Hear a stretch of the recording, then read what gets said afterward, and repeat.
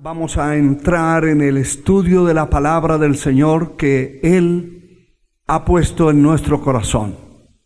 Y quiero invitarles a buscar en las Sagradas Escrituras, allá en sus casas donde usted está, no se pierda este estudio de la palabra que va a ser una bendición importante para su vida. Quiero leer una porción de las Sagradas Escrituras en la primera epístola del apóstol Pablo a los Corintios, el capítulo 11, versículo 28. Y dice la palabra: para gloria de nuestro gran Dios. Por tanto, pruébese cada uno a sí mismo, y coma así del pan, y beba de la copa. Porque el que come y bebe indignamente, sin discernir el cuerpo del Señor, juicio come y bebe para sí. Quiero que incline su cabeza, cierre sus ojos, si le es posible hacerlo.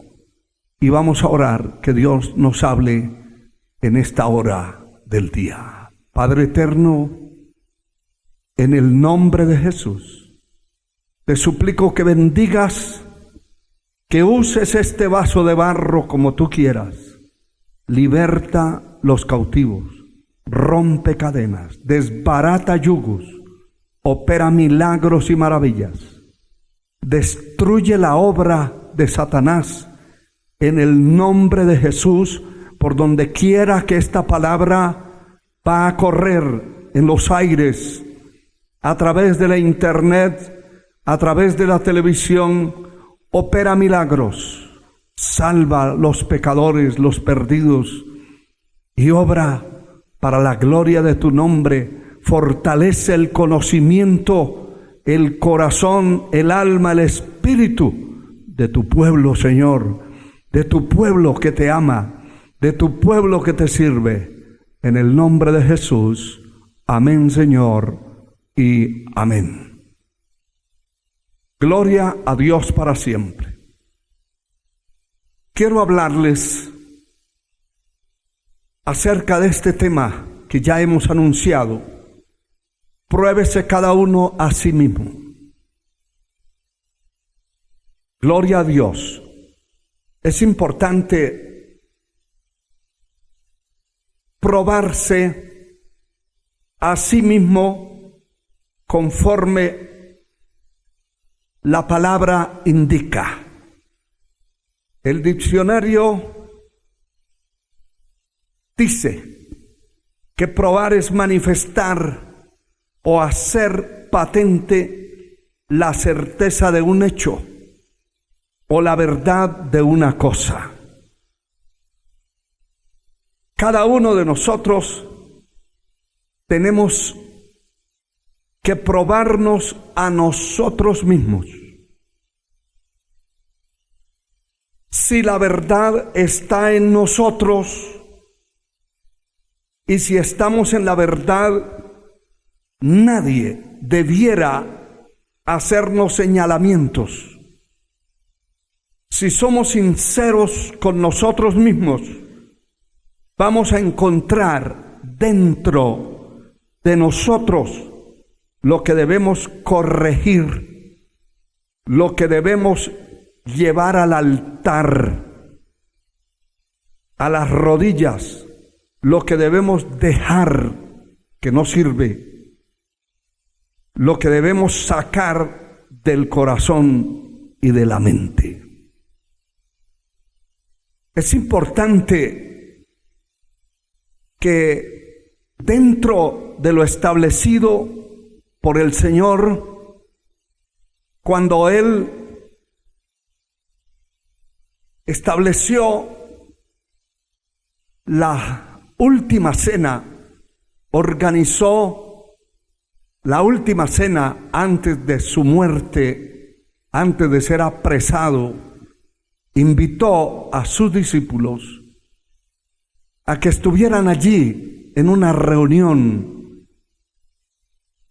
No sé realmente qué se sentía dentro de esa reunión, pero ya la angustia,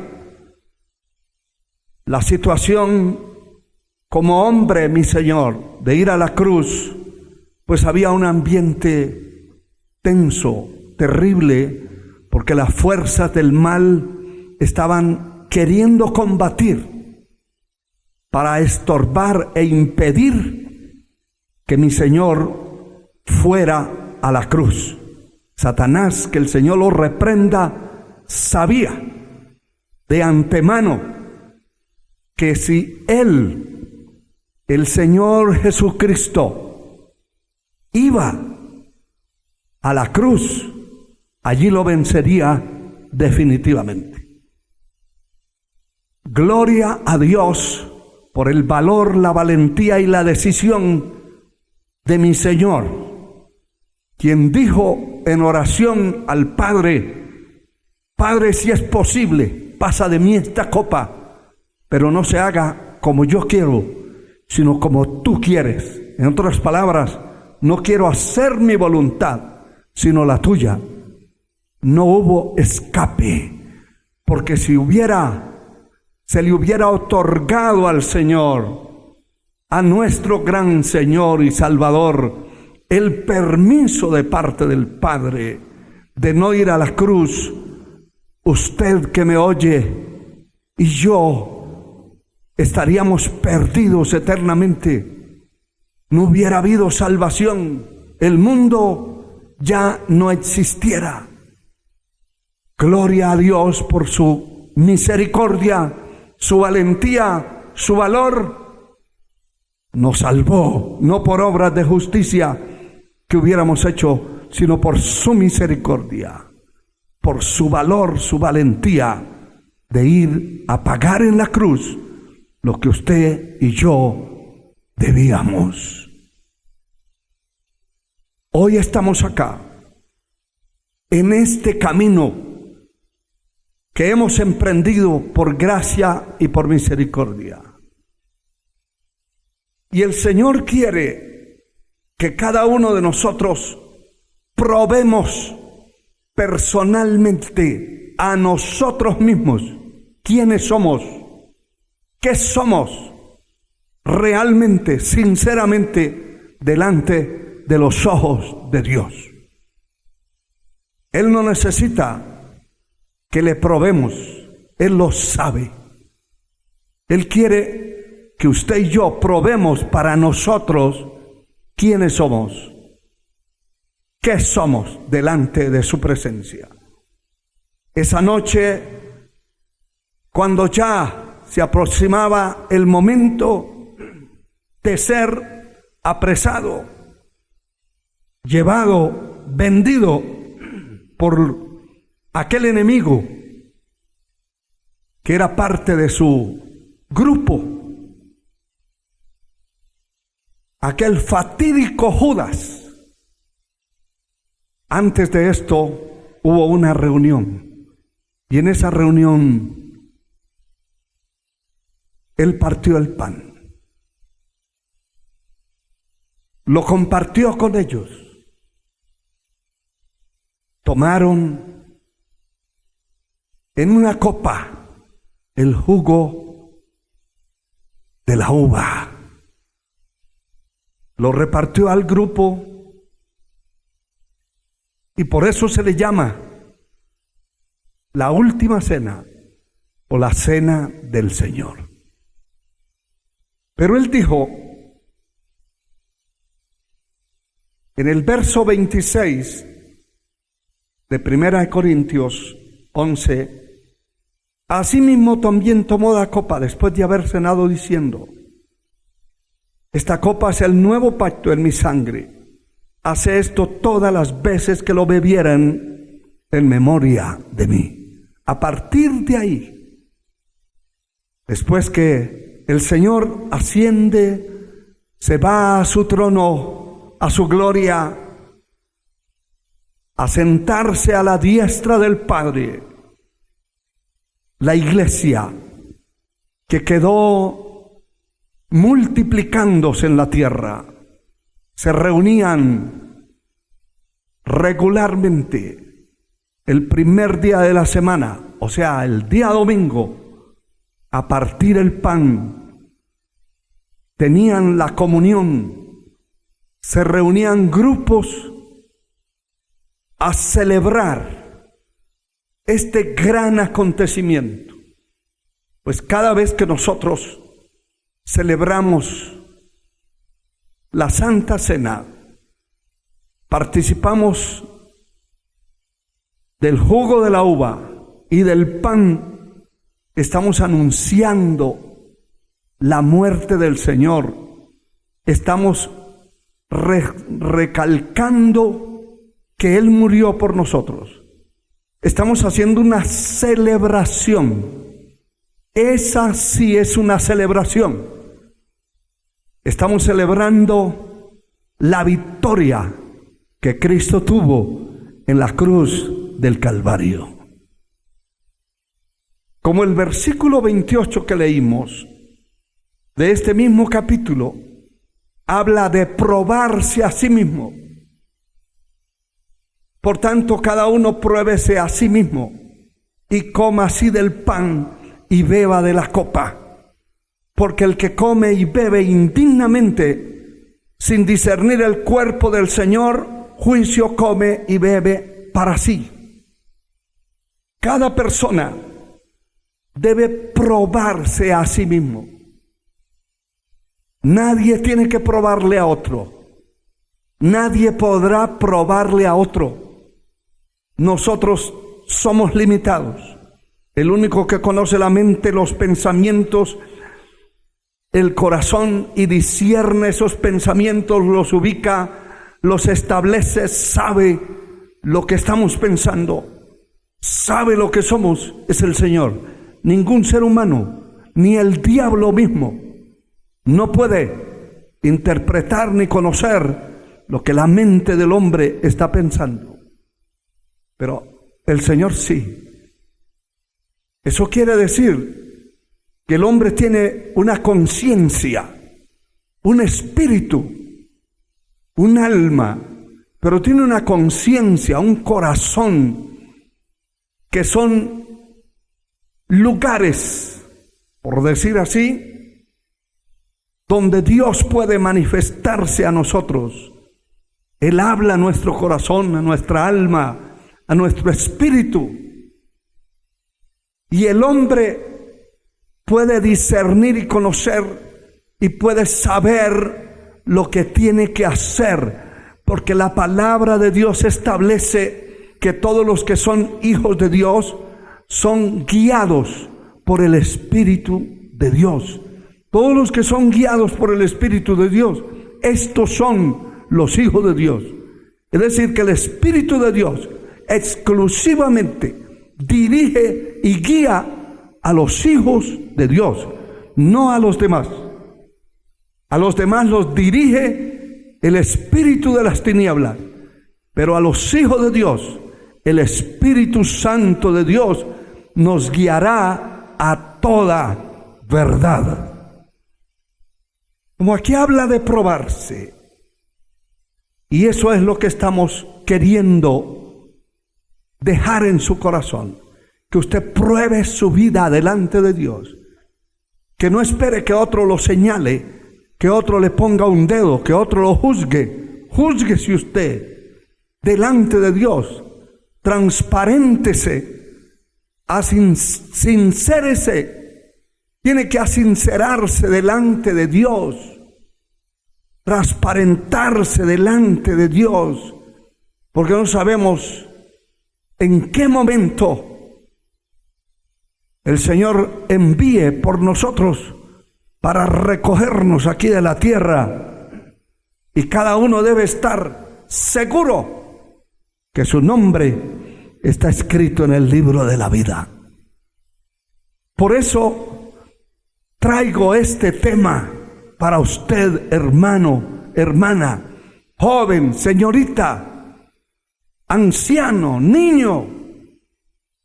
Usted que tiene una conciencia, un corazón, un alma, tiene que discernir realmente y saber quién es usted delante de la presencia de Dios. Dios lo conoce a cabalidad. En muchas ocasiones no nos conocemos nosotros a nosotros mismos, pero cuando nos miramos en el espejo de la palabra de Dios, se despliega la verdadera realidad de lo que somos por dentro y por fuera. De paso, quiero hablarles algo, o mejor dicho, ya les estoy hablando, aunque no es el tema concreto, la Santa Cena establecida por el Señor, pero tiene que ver porque he tomado un texto de la palabra que se desprende precisamente del tema de la Santa Cena y que se desprende porque los participantes tenían que probar. ¿Probar qué? Probarse a sí mismo. ¿Por qué razón? Dice la palabra que estando en esa reunión todos participaron, inclusive Judas.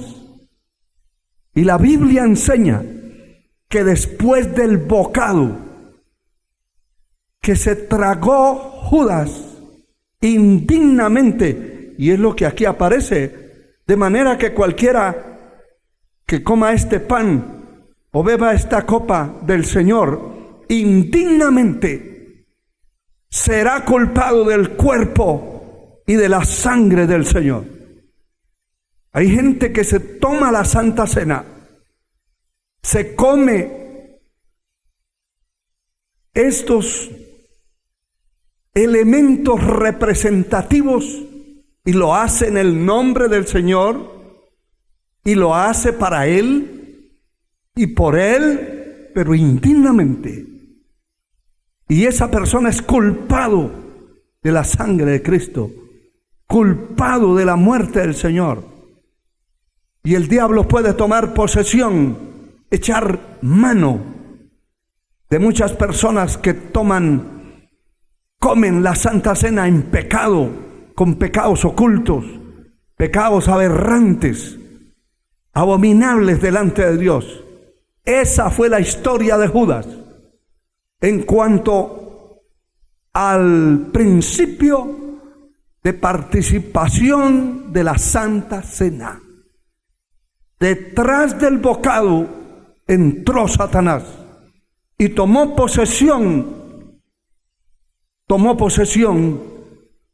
de este hombre que era parte de los discípulos y era contado como apóstol y era contado como parte del ministerio del Señor. Detrás del bocado entró el diablo, tomó posesión y lo preparó para entregar al Señor, a su maestro, a su pastor, entregarlo por la traición visible ante todas luces. Lo entregó por 30 simples monedas de plata. Esto nos debe hacer reaccionar y reflexionar que la Santa Cena no es una cuestión de tomarla con liviandad, de tomarla con irresponsabilidad, de agarrar unas copas y mandárselas a la casa de alguien y decirle, allá le mando para que se lo beba. ¿Cuántos son de ustedes? No, que somos 10. Pues allá van los 10. Así esté en adulterio, así esté corrompido, así esté descarriado, y se la toma, haga un alto. Nunca participe de la Santa Cena en pecado, que será para juicio de su propia vida. Bendito sea Dios. Antes de su muerte fue establecido esto, y quiero de paso decir algo en concreto acerca de este tema tan importante con relación a la forma y fórmula ordenada por el Señor. Estas cosas no fueron establecidas por los hombres, fue establecido por el mismo Señor. Y Él dice claramente, y lo vamos a leer más adelante, que beberá, tomará del fruto de la uva, de la vid, aquel día en el reino de mi Padre, dice textualmente el Señor. Esta forma se ha tomado demasiado fácil e irresponsable, de una forma barata, de una forma sin temor, sin responsabilidad, sin ningún cuidado en lo que se va a hacer.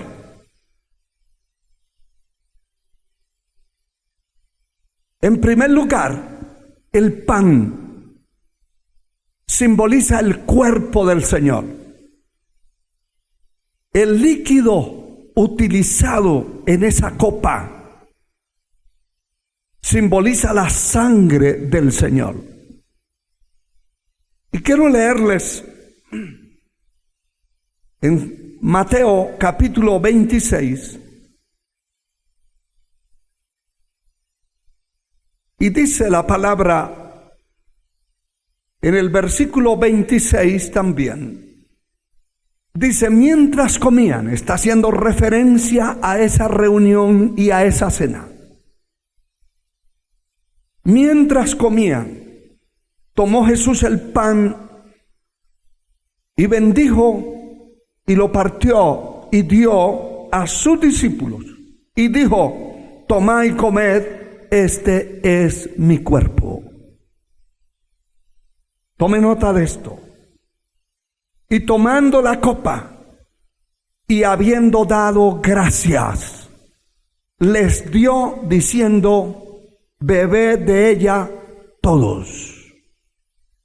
Hay un detalle importante que no quiero pasar por alto, y es que cada vez que la iglesia participó de esta conmemoración, lo hizo en reunión, en grupo, nunca individual, como ha hecho la iglesia pagana, que cuando alguien se va a morir, llega un hombre vestido de negro a llevarle una copa llamada la comunión. O sea, antes que se muera, tiene que tomársela. Eso no es bíblico. La persona que participa, que toma la Santa Cena, debe ser consciente de lo que está haciendo y debe estar limpio delante de la presencia de Dios para participar, especialmente en un día de ayuno, en una noche de vigilia, que la gente se ha reconciliado, reconsagrado, ha pedido perdón, ha tenido tiempo de orar horas en la presencia del Señor, y entonces se participa en una verdadera paz y en una verdadera convicción, si puedo o no puedo, si debo o no debo participar. Esto es muy importante. Dice el verso 27, y tomando la copa y habiendo dado gracias, les dio diciendo: bebed de ella todos. Está hablando de grupo. Y está hablando de grupo. Y en el libro de los Hechos resalta la postura de que la iglesia se reunía el primer día de la semana a participar del pan, a partir el pan, a participar de esa conmemoración. No era uno por allá escondido en un laberinto y otro en una cueva. No, se reunían. Porque es una conmemoración, es una celebración. Nadie va a celebrar solo por allá, como un llanero solitario. Dice la palabra en el verso 28, y esto es muy importante que tome nota. Porque os digo, porque esta es mi sangre del nuevo pacto, que por muchos es derramada para remisión de los pecados. Y os digo que desde ahora no beberé más de este fruto de la vid hasta aquel día en que lo beba nuevo con vosotros en el reino de mi Padre. Esto es vital que usted como cristiano lo sepa. Aquí la palabra está hablándonos de estos símbolos importantes. Primero, el pan.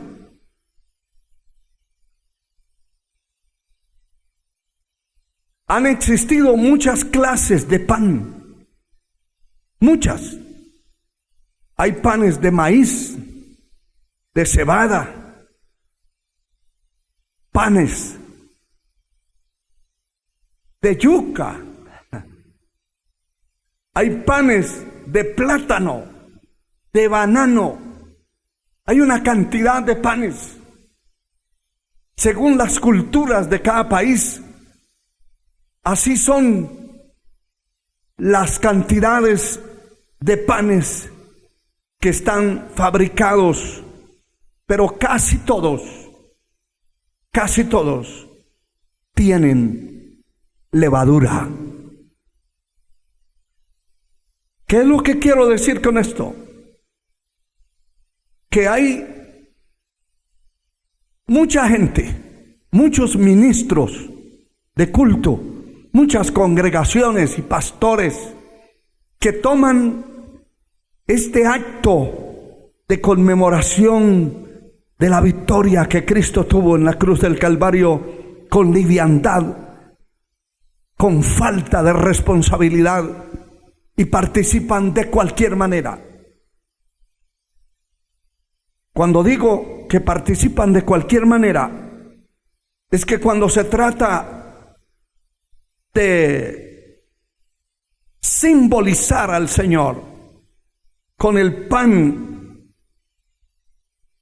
tenemos que ver qué tipo de pan. No vamos a representar al Señor con la cebada, porque en Israel los panes de cebada eran de baja categoría. No vamos a simbolizar al Señor con panes de maíz. Nunca el maíz representó al Señor. Mucho menos las demás clases de panes que existen. ¿Cuál es el patrón? Si yo quiero representar a mi Señor, lo voy a representar el cuerpo del Señor.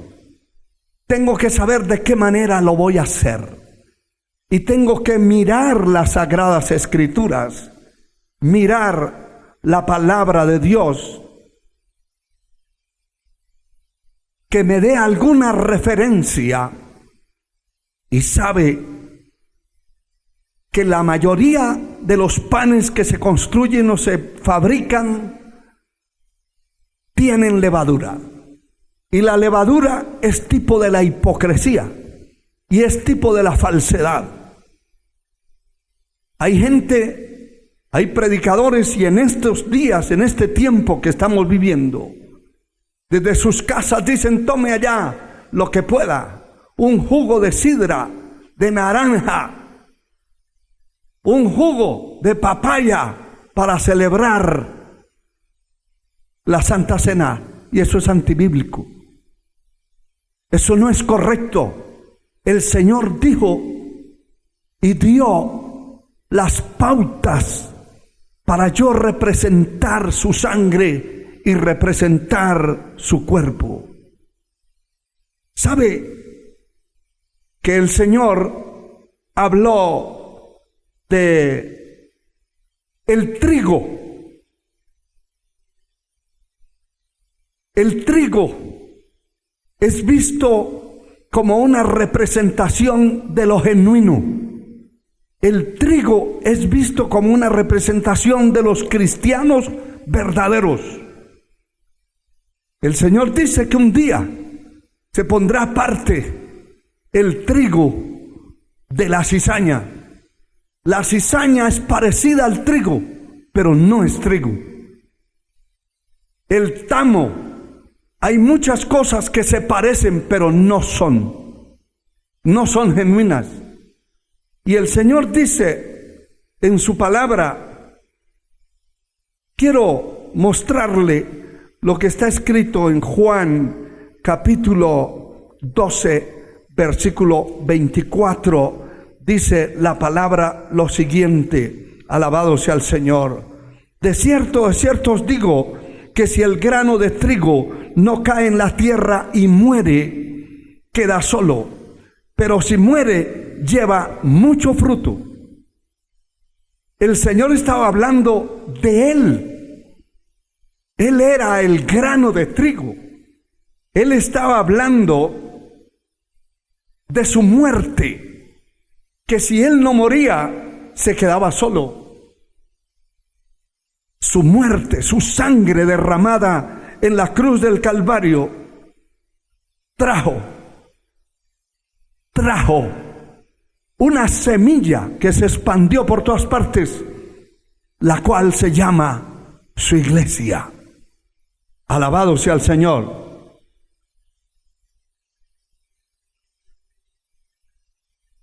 Note que el verso 23 nos da una luz más grande. El Señor estaba hablando de su glorificación, de su muerte. Jesús le respondió diciendo: ha llegado la hora para que el Hijo del Hombre sea glorificado. Bendito sea el Señor. Eso es importante porque Él estaba hablando de esa glorificación, de ese triunfo, de esa victoria del Calvario. Y entonces, después de esa palabra dice: si el grano de trigo no cae a la tierra y muere, se queda solo.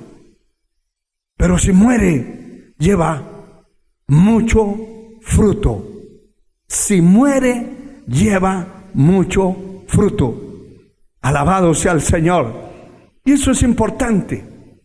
¿Cómo voy a representar yo el cuerpo del Señor?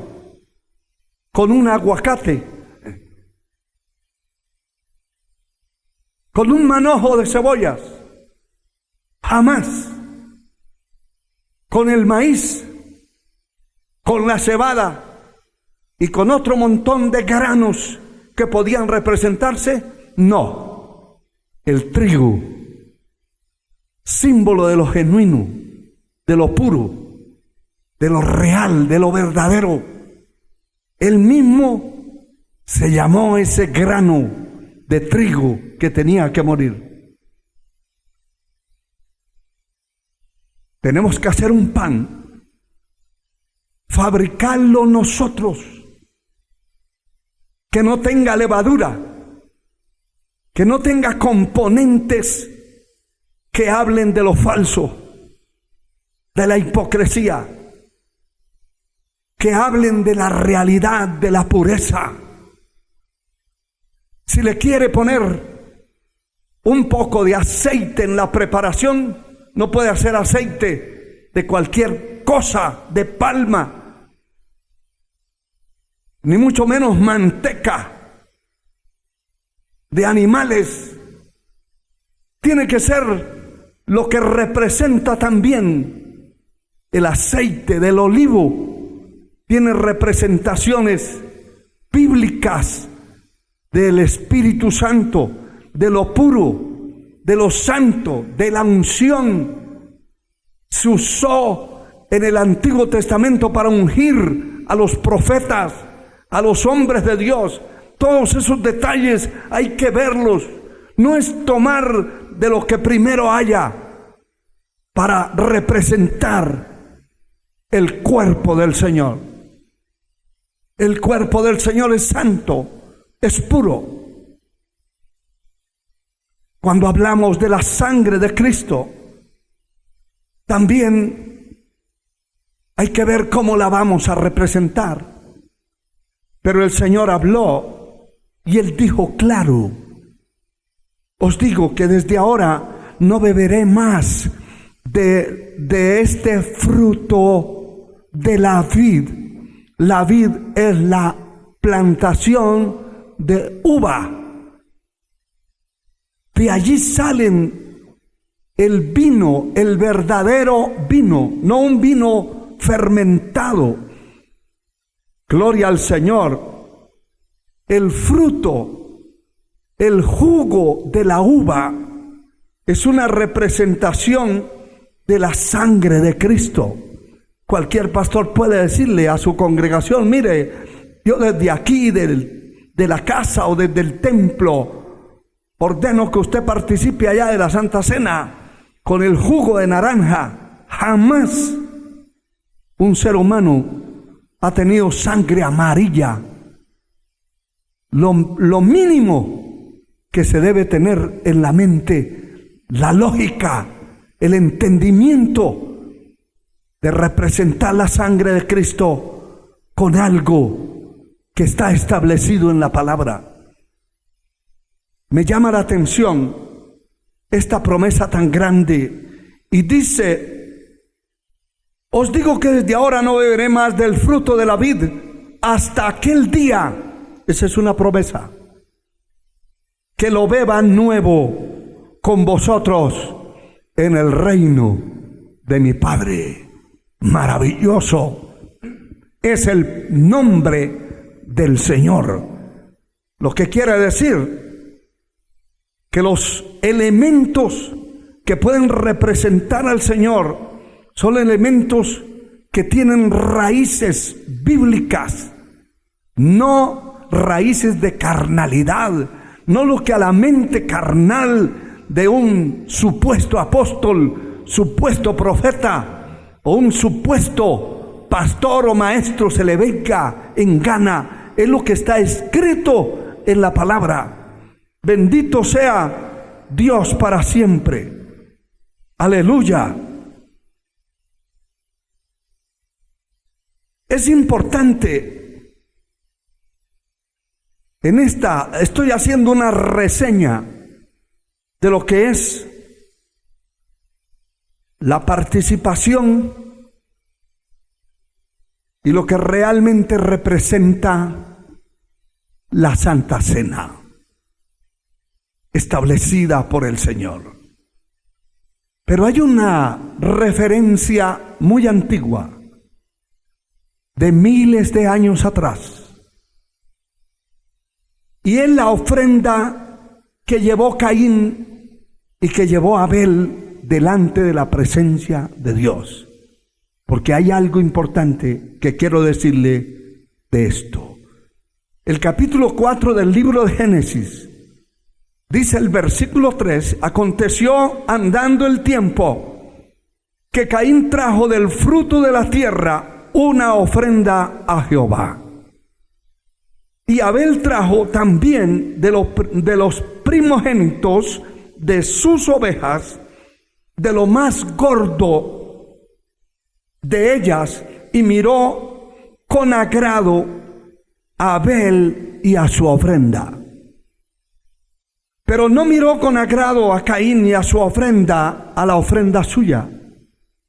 Y se ensañó Caín en gran manera, y decayó su semblante, Entonces Jehová dijo a Caín: ¿por qué te has ensañado? ¿Por qué te has decaído tu semblante? Si bien hicieres, ¿no serás enaltecido? Quiero decirle algo, que a todas luces aquí se mira una cosa importante, relevante, y es que Dios es soberano, es el Rey de los reyes, Señor de los señores. Y haciendo un paréntesis de lo que estoy diciendo, en tiempos del profeta Isaías, el profeta Jeremías, el profeta Joel, varios de los profetas hablaron de esa manera en que se presentaba. El profeta Malaquías también lo dice, de cómo se presentaban las ofrendas ante Dios. Y el Señor en varias ocasiones ilustró algo semejante a lo que voy a decir. Si usted toma un cordero ciego, cojo, lleno de enfermedades, y lo lleva a regalárselo a su rey, ¿será que su rey se lo acepta? ¿Será que el rey, que es el príncipe de una nación, aceptará ese regalo? Y el Señor mismo dice: no lo aceptará. ¿Quién estaba hablando? El Rey de reyes, Señor de señores, Dios de dioses, creador de todo, dueño de todo. ¿Qué es lo que quiere decir? Que si yo voy a dar algo para su obra, hacer algo por su causa, o voy a representar algo tan extraordinariamente grande, sublime, glorioso, como es la sangre de Cristo, como es el cuerpo del Señor, lo voy a representar con cualquier cosa que me dé la gana, pues sencillamente pasará como le pasó a Caín. Él llevó su ofrenda, pero no era acorde a lo que Dios esperaba que llevara. ¿Qué esperaba que llevara? Algo que representara la redención, algo que representara al Cordero eterno. Todos los sacrificios que se hicieron en el Antiguo Testamento, millones de corderos, ovejas, toros, fueron muertos y la sangre era esparcida al pueblo para quitar el pecado. Solamente apaciguaba, solamente detenía la ira de Dios, pero el pecado seguía allí. Hasta que llegó el cumplimiento del tiempo y Dios envió a su Hijo, nacido de mujer, hecho hombre aquí en la tierra. Como Juan el Bautista, allí en la ribera del Jordán, ve que venía Jesús de Nazaret y levantó la voz y dijo: he aquí el Cordero de Dios que quita el pecado del mundo. Él lo identifica como un cordero, y de eso el libro de Hebreos está lleno de referencias a ese cordero, a esa sangre, a ese sacrificio. Muchos libros, referencias bíblicas, proféticas, como 800 años antes de nacer Jesús, ya el profeta Isaías lo había visto como un cordero, y él dice: como cordero mudo fue llevado al matadero, delante de los trasquiladores enmudeció y no abrió su boca. Él era el cordero. Por eso cuando Abel, por revelación divina, porque estas cosas no se pueden hacer en la carne, no salen de la carne. Mire, si usted va a hacer algo para Dios, hágalo en el Espíritu. La carne no produce sino carne, y los que viven según la carne no pueden agradar a Dios.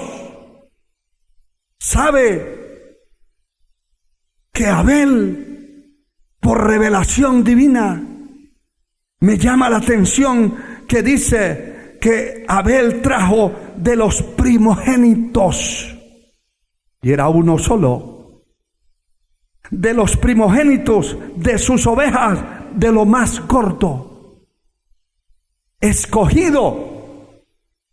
Ese cordero que Abel lleva como ofrenda para presentarlo a Dios era escogido de los primogénitos, y eso también tenía una línea profética. Una línea profética. Alabado sea el Señor. El unigénito Hijo del Padre, lleno de gracia, dice Juan, y vimos su gloria, y gloria como la del unigénito Hijo del Padre, lleno de gracia y de verdad. Ese cordero, eso estaba simbolizando al Hijo de Dios, al Cordero verdadero, el Cordero que con un solo sacrificio hizo perfectos a todos los que a Él se acercan. Con un solo sacrificio. Pero era un cordero, y era un cordero sin contaminación, sin mancha. Es decir, un cordero sin defectos. Y eso fue lo que Abel fue a buscar dentro de los primogénitos. De entre todos los primogénitos que tenían sus ovejas, escogió el mejor, el más limpio, el más íntegro, perfecto, el más puro, para llevarlo de ofrenda, porque era una revelación. Parece extraño, pero hasta para ofrendar lo que vamos a ofrendar tenemos que ser por revelación divina, no por la carne. La carne nos impulsa a muchas cosas que desagradan a Dios, pero el Espíritu de Dios nos dirige a las cosas que agradan verdaderamente al Dios Altísimo. Y mire que Dios se agradó. Primero escogió entre los primogénitos de sus ovejas, y segundo escogió el mejor. Me parece ver a Abel encerrando en un corral a todos los primogénitos de sus ovejas y buscando entre todos cuál es el mejor. Oh, gloria a Dios, cuando hacemos las cosas con responsabilidad de corazón, apegados a la palabra, apegados a la verdad divina, apegados a lo que Dios ha establecido, Dios se agrada de nosotros. Pero si hacemos las cosas en la carne, como las hizo Caín en la carne, Dios no acepta. Y eso es lo que quiero decirle. Usted puede hacer que los miembros de su iglesia, pastor, tomen la Santa Cena con una copa de jugo de naranja. Y peor, como yo vi con mis propios ojos, mis oídos escucharon de muchos testigos en uno de estos países centroamericanos, que habían unas iglesias que celebraban la Santa Cena con licor. Horrible. ¿Quién puede representar al Señor, a su sangre, con un borracho, con lo que los borrachos consumen, con algo inmundo, con algo bajo, desastrosamente sucio y corrompido. Dios no puede agradarse de eso. Dios se desagrada de esas cosas que el hombre hace, que el creyente hace fuera de su voluntad. Alabado sea su nombre por siempre. Qué bueno que cuando el Señor ve que Caín se ensañó su semblante, demudó su semblante, le dice una palabra: ¿por qué te has ensañado? ¿Por qué ha demudado tu rostro? Si bien hicieres, ¿no serás enaltecido? Pero si hicieres mal, el pecado está a la puerta. Dios no va a aceptar, ni va a ser coaccionado, ni va a ser presionado, ni sobornado por nadie. No importa quién lo haga. No importa que se llame apóstol, profeta, querubín, como quiera llamarse. Si se hacen las cosas fuera de lo que está escrito en la palabra, fuera de lo que simboliza realmente las cosas, Dios no puede aceptar ni agradarse de lo que el hombre quiere hacer. A Dios sea la gloria por siempre. Bendito sea el Señor. Qué importante. Yo pensaba solamente hacer una reseña de esto, pero es tan profundo y tan glorioso que quisiera seguir predicando de esta misma reseña que tiene que ver con la participación del pan y de la copa. No simbolice, no represente el cuerpo del Señor con cualquier cosa de la tierra. Métase a leer la palabra y busque cómo lo va a representar en la participación de la Santa Cena. No represente la sangre de Cristo con cualquier cosa. Represéntela bíblicamente como es. Que Dios le siga ayudando por esto y le dé entendimiento a cada uno. Cada uno de nosotros tenemos que probarnos a nosotros mismos y probarle. Yo debo probarme a mí mismo. ¿Qué me debo probar? Debo probar si la verdad está en mí o no está la verdad. Usted debe probar. Cualquiera que sirva a Dios y que quiera llegar al cielo, que no sea un hipócrita falso, que no sea un intruso dentro de la fe de la iglesia del Señor, que no sea un intruso dentro de este remanente escogido. Debe probarse a sí mismo. Probarse a sí mismo y probarnos a nosotros mismos si estamos en la verdad. Nadie debiera hacernos señalamientos. Debemos ser sinceros con nosotros mismos.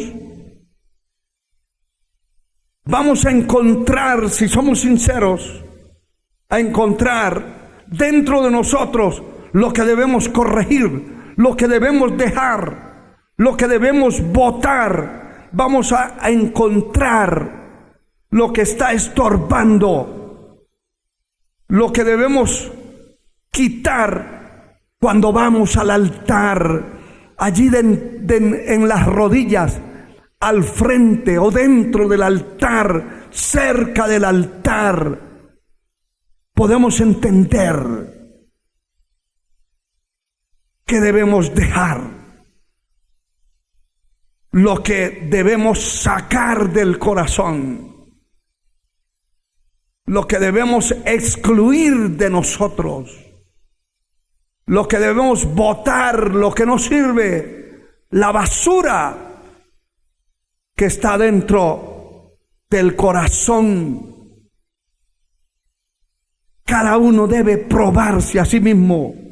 La palabra dice en 2 Corintios capítulo 13, verso 5, lo siguiente: examinaos a vosotros mismos si estáis en la fe. Probaos a vosotros mismos. ¿No os conocéis a vosotros mismos? Jesucristo está en vosotros, a menos que estéis reprobados. Cuando la persona está reprobada, la presencia de Dios no está en él y se da cuenta que no está en él. Mire, muchos hombres, antes de manifestar su descarrío, hombres y mujeres de todas las edades, sabían que estaban descarriados dentro de un templo, que vivían una vida descarriada. Nunca se dedicaron a ser sinceros, a probarse a sí mismos, a probar su salvación en ellos. Sabían que estaban perdidos, que la presencia de Dios no estaba en ellos, que los designios de su corazón y de su mente eran de continuo al mal, pero estaba dentro de un templo y hasta tenía privilegios importantes, hasta participaba del altar, pero su corazón no era recto delante de Dios. Aquí dice el verso 8 del capítulo 13: porque nada podemos contra la verdad, sino por la verdad. Nadie podrá enfrentarse contra la verdad con la mentira. Nunca la verdad dejará de ser la verdad, y nunca la verdad dejará de prevalecer ante la mentira. Hay que examinarse a sí mismo. Alabado sea Dios. Hay que examinar la vida. Pero dice el libro de Lamentaciones, el capítulo 3, versículo 40, dice de esta manera: escudriñemos nuestros caminos y busquemos y volvámonos a Jehová. Alabado sea Dios. Cada uno debe examinar su vida delante de Dios. Pero no solamente su vida, sus caminos. Los caminos son las determinaciones del hombre. ¿Qué es lo que piensa hacer mañana, dentro de un año? ¿Qué es lo que quiere hacer? ¿Con quién piensa enredarse? ¿A quién piensa aceptar en su vida? Si es un hombre, una mujer solteros, quieren enredarse con un impío, con una impía. La persona debe escudriñar sus caminos. Y cuando encuentra la realidad de lo que está meditando, pensando hacer, entonces se va a dar cuenta que tiene que volverse a Dios, que tiene que darse a buscar a Dios. De lo contrario, la destrucción de alguna manera y de la forma que sea, la maldición lo va a alcanzar. La palabra dice en el libro de Proverbios, el capítulo 4, Proverbios 4, 25, dice esta palabra lo siguiente: tus ojos miren lo recto y diríjanse tus párpados hacia lo que tienes delante. examina la senda de tus pies y todos tus caminos sean rectos. Escuche, no te desvíes ni a la derecha ni a la izquierda. Aparta tu pie del mal. Cuando la persona se examina, se prueba a sí mismo y encuentra que hay pecado, que hay maldad, que hay falsedad, que hay hipocresía en la vida, tiene que examinar sus caminos y tiene que apartarse de esos caminos si quiere alcanzar la misericordia de Dios. Pues el que encubre su pecado no prosperará, pero el que los confiesa y se aparta alcanza misericordia, dice el Señor en su palabra. Alabado sea Dios para siempre. El que encubre sus pecados no prosperará, mas el que los confiesa y se aparta alcanza misericordia. Proverbios 28:13. En el momento de escudriñar, de saber, de conocer, de probarse, tenemos que construir nosotros mismos una balanza y meternos en esa balanza. Para un lado está la justicia, la rectitud, la pureza, la santidad. Y para el otro lado está el descarrío, la carnalidad, la suciedad, la mundanalidad, lo corrupto. Y ver para qué lado se mueve y se va esa balanza que tenemos frente a nosotros. Bendito sea Dios. La palabra dice en el libro del profeta Jeremías, capítulo 6, versículo 16, paraos en los caminos, paraos en los caminos y mirad y preguntad por las sendas antiguas, cuál es el buen camino, y andad por él. Aleluya, y hallaréis descanso para vuestra alma. Así dijo Jehová: paraos en los caminos y mirad y preguntad por las sendas antiguas, cuál sea el buen camino, y andad por él, y hallaréis descanso para vuestra alma. Así dijo Dios.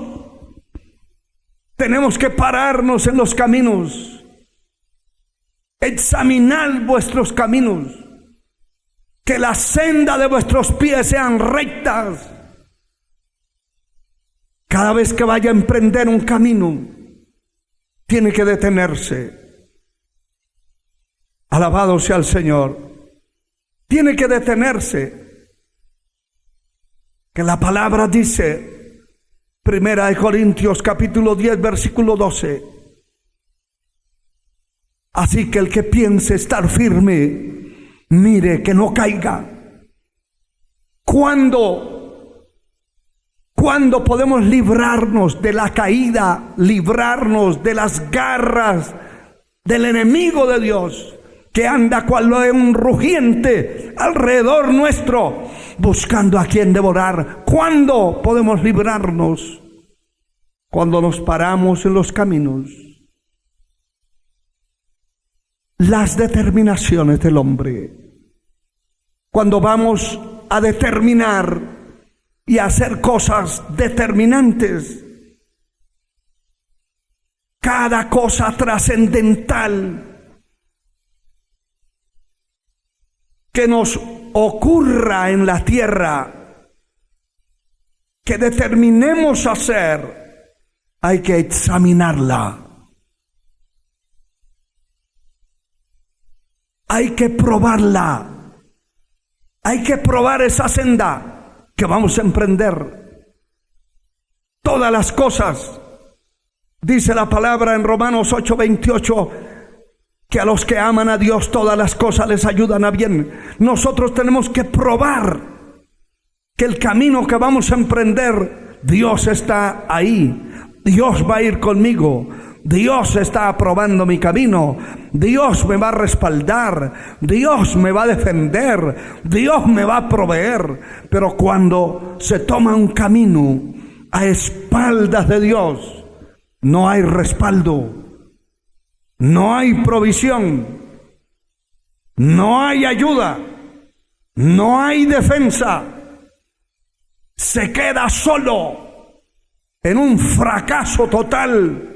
Y por eso muchos creyentes, entre comillas, cristianos, lloran la desgracia de su derrota, porque nunca tuvieron en cuenta a Dios. Hicieron lo que les dio la gana, nunca examinaron su vida, nunca examinaron sus caminos. Solamente se dejaron llevar de la carne, de sus pasiones, de lo que les agradaba a sus ojos, a su mente, sin importarles el fracaso, que muchos ya saben que van a fracasar y dicen, ¿qué me importa? Voy a probar. Al fin de cuentas, después que haya probado, me reconcilio y regreso. Jamás una persona, escúchelo bien usted, jamás una persona que esté en la vida cristiana, que se descarríe, se aparte, se corrompa, volverá a ser igual. Nunca. Dios le perdona. Eso es seguro. El que a mí viene, dice su palabra, no lo echo fuera. Pero las consecuencias de su descarrío se verán reflejadas en toda su vida como cristiano. Por eso cada vez que haya algo trascendental en nuestra vida para decidir, hay que pararse firme y hay que analizar, hay que mirar. ¿Dios está de acuerdo con eso? ¿Está escrito en la palabra? ¿Dios me apoya? ¿Dios me va a defender? ¿Dios me va a escuchar? ¿Dios me va a socorrer? ¿Dios me va a fortalecer en los momentos duros, difíciles de la vida en los que voy a emprender? Si Dios está con usted, ¿quién contra usted? Si Dios con nosotros, ¿quién contra nosotros? ¿Quién será aquel que pueda hacernos daño? Dice la Escritura, si vosotros seguís el bien, nadie nos podrá hacer frente, nadie nos podrá dañar, nadie podrá hacer nada en contra nuestra si nosotros nos paramos en los caminos que son las determinaciones del hombre. Nos paramos y clamamos a Dios y pedimos misericordia y pedimos que nos ayude a dar el paso. Si es su voluntad, si no la es, que detenga nuestros pasos. ¿Por qué le digo esto? Porque somos, cada uno de nosotros, los arquitectos de nuestro propio destino. Usted y yo construiremos el futuro de nuestra vida. Construiremos la arquitectura de nuestros caminos y de nuestro ser y de nuestra vida. Si amamos a Dios, indiscutiblemente todas las cosas nos ayudan para bien. Indiscutiblemente. La conciencia, hermano y hermana, es un juez muy directo y preciso dentro de nosotros. Escuche lo que le voy a decir. Su conciencia no necesita intermediarios. Muchos serán juzgados por la ley de la conciencia. Nadie No necesitaremos definitivamente quien nos diga lo que tenemos que hacer. Hay una conciencia. Si usted busca a Dios, si sirve a Dios, si vive cerca de Dios, tiene un Espíritu Santo que lo dirige, que lo guía, que le guía a su espíritu, que lo lleva de la mano. Termino con esto. La palabra dice claramente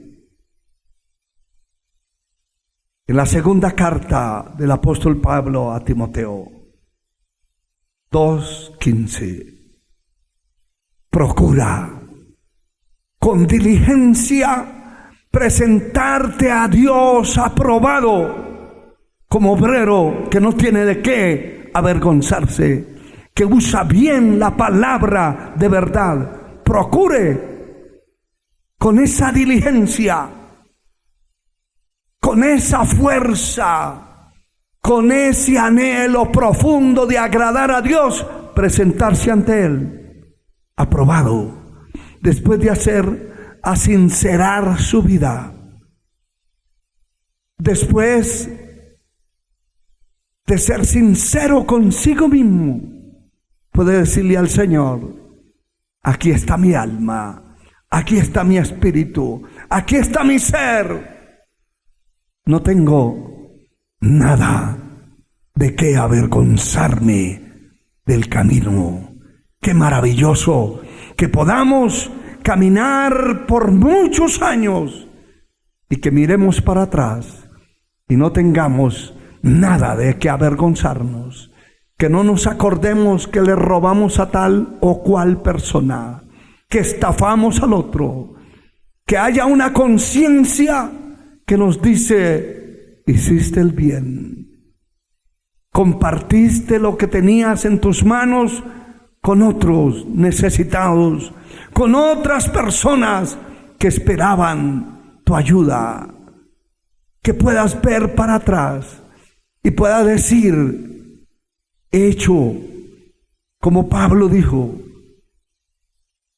he peleado la buena batalla de la fe, he acabado la carrera con gozo. Por lo demás, me está guardada la corona, la cual me dará el Señor juez justo en aquel día. Esa corona, no solo a mí, sino a todos los que aman y esperan tu venida. Qué precioso, qué maravilloso que pueda decir: me está esperando una corona, un premio. No tengo de qué avergonzarme. Que Dios nos ayude, que Dios nos bendiga. Y quiero que usted incline su cabeza. Y si usted no tiene a Cristo en el corazón y está ahí frente a la pantalla de la televisión y me está viendo o está escuchando a través del audio, usted que está descarriado, perdido, sabe que estar descarriado no es que tenga nada en contra de los descarriados, pero bíblicamente, como ministro del Evangelio, sé que una persona descarriada es doblemente culpable de las cosas. Está peor que un pecador que nunca ha oído el mensaje de Dios. Pero hoy hay misericordia para usted. ¿Quiere recibir a Cristo como Salvador de su alma? Hoy hay misericordia para tu vida. Yo quiero orar por ti. Padre eterno, te doy gracias por esta palabra y te suplico, Señor, que salves y libertes a aquellos que te están pidiendo perdón. Perdónale, Señor. Ten misericordia de sus vidas, de aquellos que reconcilian, de aquellos que te reciben como Salvador de sus almas. Perdónalos, escribe sus nombres en el libro de la vida. Señor, mira aquellos hombres y mujeres niños, adolescentes, jóvenes, damas y caballeros que son parte de tu pueblo. Mira aquellos que están debilitándose, aquellos que no han examinado su vida y que hoy se examinan y se dan cuenta que te están fallando. Perdona, Señor, a tu pueblo. Oh Dios, fortalece el espíritu de cada uno, el alma, el corazón, la mente, que tu pueblo pueda estar firme para el momento que suene la trompeta, pueda irse a la patria celestial. Muchas gracias, en el nombre de Jesús. Amén y amén.